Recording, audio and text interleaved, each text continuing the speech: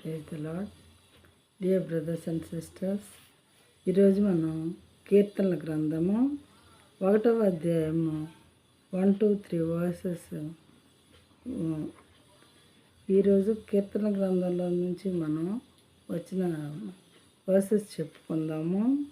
అయితే మొదటిగా psalms chapter 1 versus 1, 2 and 3 చెప్పుకుందాం.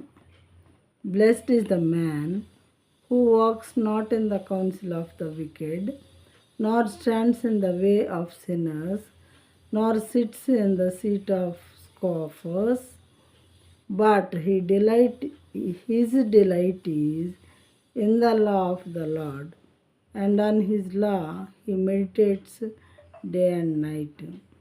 He is like a tree planted by streams of water that yields its fruit in its season, and its leaf does not wither. In all that he does, he prospers.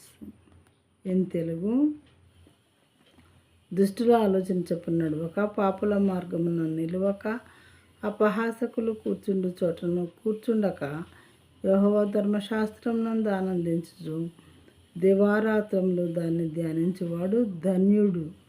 అతడు నీటి కాలువ ఓరను నాటబడినదే, ఆకు వాడక తన కాలమందు ఫలమిచ్చు చెట్టు వలె ఉండును. నీటి కాలువ ఓరను అంటే నీటి కాలువ ప్రక్కనే ఉన్నటువంటి చెట్టు ఏదైనా సరే ఎప్పుడూ వాటర్ సమృద్ధిగా అందుతుంది కాబట్టి పచ్చగా ఉండి దాని కాలంలో అది ఫలాలు ఇచ్చి చెట్టులాగా ఉంటుంది. అయితే ఈ చెట్టుని మనుషులకు పోల్చారనమాట ఇక్కడ కంపారిజన్. ఎవరుంటారు ఈ నీటి కాలువ నాటబడిన మొక్కలాగా ఆకువాడక పచ్చగా ఉండటం, ఫలాలు ఇవ్వటం, ఇలా ఎవరు చేస్తారు అంటే దుష్టులు ఆలోచించి చెప్పినప్పుడు దాని ప్రకారం నడవకూడదు.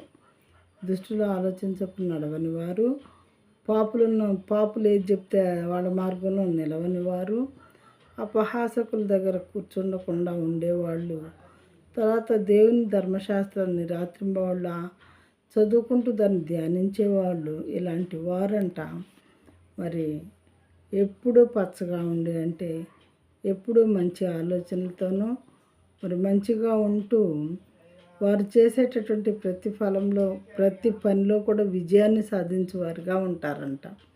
విజయాన్ని సాధించేవారుగా ఉంటారు.